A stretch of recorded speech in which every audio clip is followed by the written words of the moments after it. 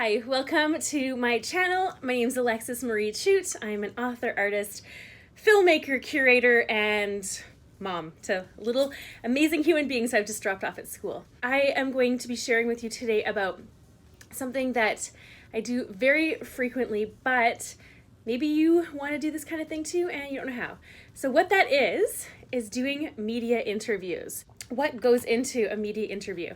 I'm going to give you like a little bit of a sneak peek at my day and all the little things that go into every aspect of it. Step 1, pitching. Step 2, acceptance and planning. Step 3, the pre-interview phone call. Step 4, prep notes and practice. 5, arrive early. 6, kill it. And 7, share it. Step 1, pitching. So in terms of pitching, I'm quite lucky because I have a publicist who does the pitching for me. I say, here's what's coming up. Can you get this out there? And she does that. I have spent a lot of time, many years pitching myself. And so if you want more info about pitching, comment below and then I can make a whole video all about pitching.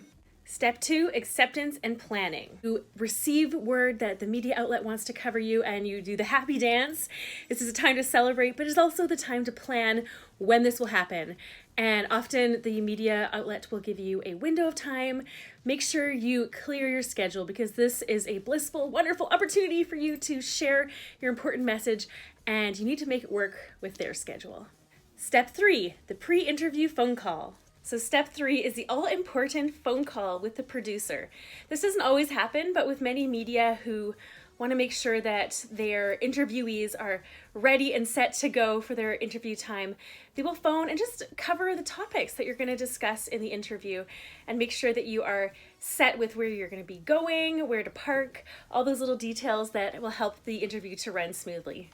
Step 4, prep notes and practice. I can't emphasize how important it is to practice what you're going to say before you go to the interview.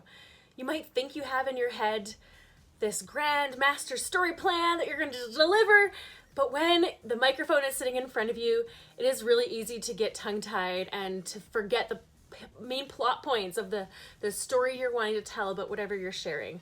So make sure you do the prep notes and practice. So back when I first started doing media interviews, I would literally type out what I would say. I would ask for a list of questions, and sometimes the media outlets will provide you those questions in advance, which is very handy. But I would literally type out the full sort of script in my mind of what I wanted to say. And then I would practice it. I would say it again and again and again and again and again until it just was like natural flow out of my mouth. I am at the point in my career now where I don't have to practice a lot, but I still do like to prepare practice notes. So today I'm going on CBC Radio to talk about a passion project and help promote it. So I'm sharing about InFocus Photography Exhibition and Awards.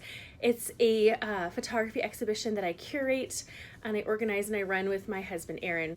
So I'm going to go to our InFocus website and I'm just gonna pull up all the little statistics.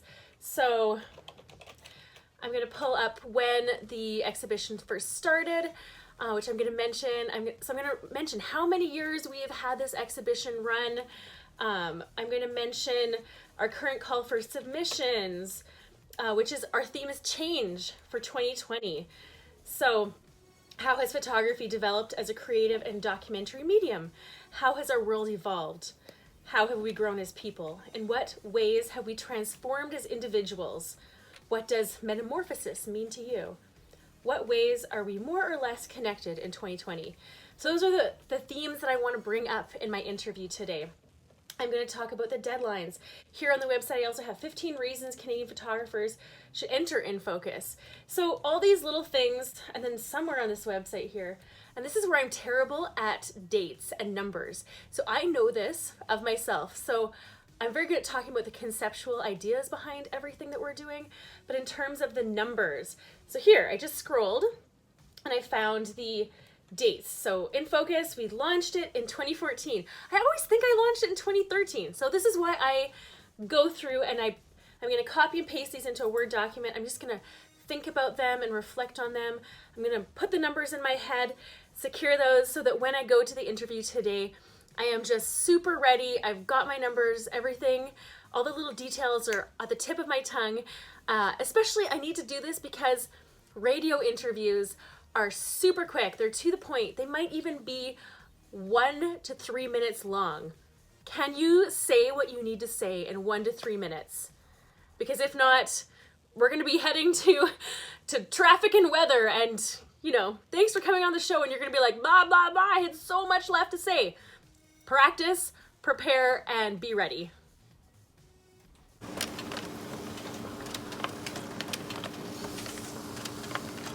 Okay, so once I have my printed notes, so I've got 3 pages, I forgot to number them there, so I've just numbered them to keep organized here. I really like to go through with highlighters and highlight my key points. And that is a visual, but also like memory, kind of a hack that helps me remember things better when I am actually in the interview and I don't necessarily have my notes right in front of me. So the sponsors I'm going to thank, I'm going to highlight in pink, I almost said yellow. And then the deadlines, which are super important, I'm gonna do in yellow.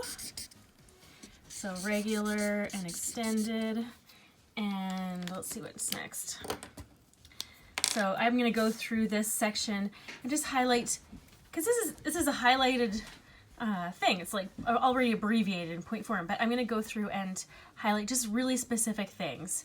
So like photography CV, build your photography CV. This thing is weird tipped. Okay, it's a national exhibition. This is where it's held at, the Renaissance. This highlighter's dying. So, which gives us access to amazing travelers that are coming through. So this is kind of what I do. So then when I'm sitting at the interview, I'm gonna be thinking, okay, just visually, I picture this page. Top things, yellow, oh yeah, the submission deadlines. Pink, oh yeah, the sponsors to thank.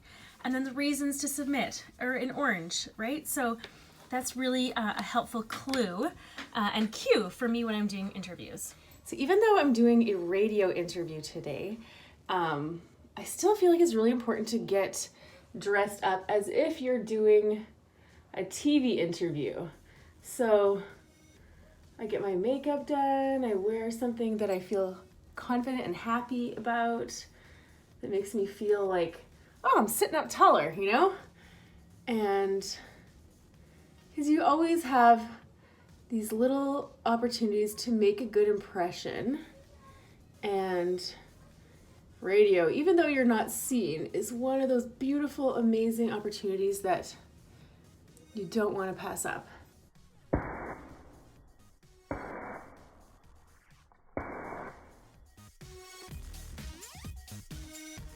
So it can be really easy on interview day to not be able to get anything else done.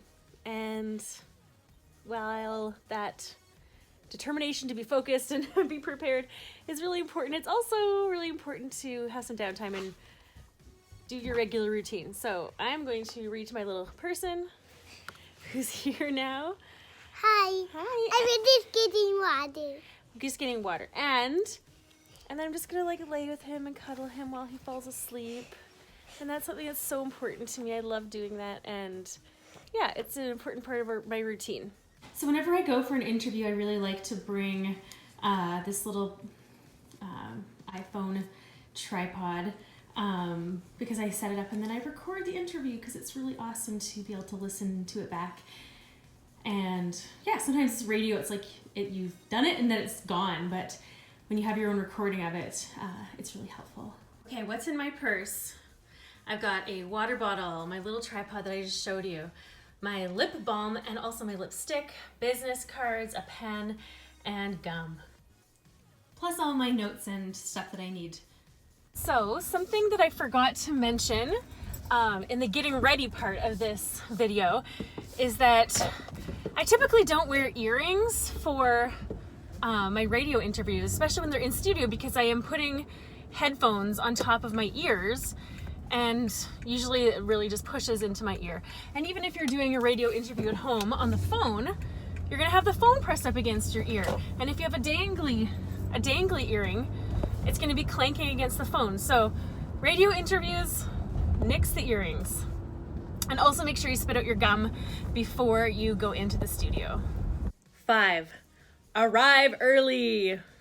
So I just parked in the parkade, and it took me longer to get here than I expected because of construction, which my city feels like, at least in the months without snow, we're always under construction. But because I left early enough. So that's another huge tip when you're going to any of these things, is leave yourself ample, plenty of time, because you don't want to have that rare accident come up that blocks the highway and you're stuck. You don't want to miss this opportunity.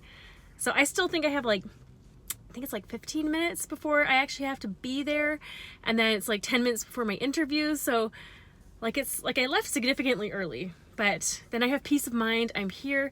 I have a few minutes in the car to just go over my notes again one last time, pat myself in the back and say good, you're ready and confident, good to go.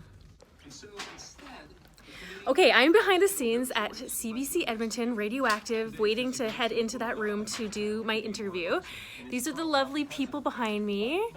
Yes, and I would really recommend that you talk to them, befriend them. They're not scary. So when you're going in for an interview, take deep breaths, get in the headspace, remember that you know your content, and talk slowly, because if you go motor mouthing, then no one will understand you. So I'm up in just a few minutes and taking deep breaths and getting ready. All right.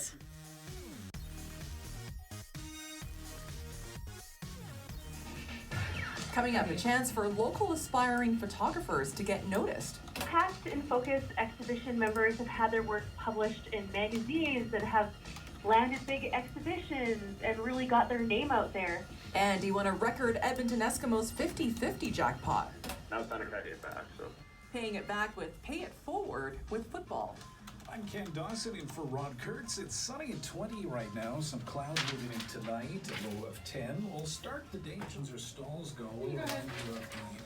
And this is my time to go. Down to one lane, north of 111 to south of 114th Avenue as they continue storm sewer repairs and ongoing closures of 6. Kill it. will be closed at 107th Avenue. Westbound Victoria Park Road directed to northbound Grove, and northbound Grove will be closed at Emily Murphy Park Road. If you do spot a trouble,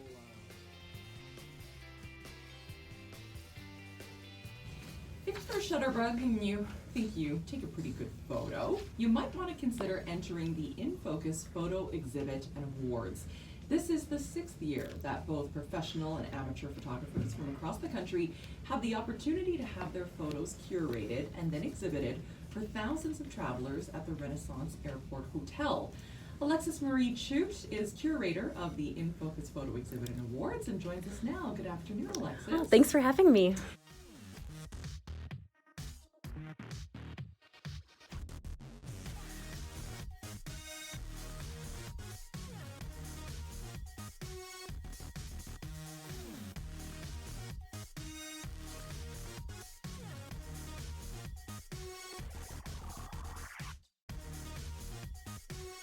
Okay, so to do a little recap, I think it went really well. I covered my points. I did talk a little bit fast at certain moments, and I had a frog in my throat. I didn't want to go like, which is what I feel like doing. So yeah, and I did trip over my words a couple times. But that is, I am not a professional radio person, so I'm just taking this with stride, and that's something you should do. Every time you do one of these, take it as a learning opportunity, a growing opportunity. And also radio, it's not like it's printed in blood forever. So if you screw up, forgive yourself and move on, and know you will be better next time. Another really nice thing about finishing the interview is what a relief it is to be done. You get this adrenaline rush. Just stepping onto an elevator here. You get an adrenaline rush when you're doing an interview. And then after, the flood of relief that just comes in, it's blissful, it's amazing. So I should say, so the steps are kill it, which you're gonna do, share it, which I'm gonna head to do right now in my car, and then you should also just savor it. You did something really cool. You spoke in public, which is something that a lot of people have phobias about. And yet you did, and you did a great job. So be proud and thankful.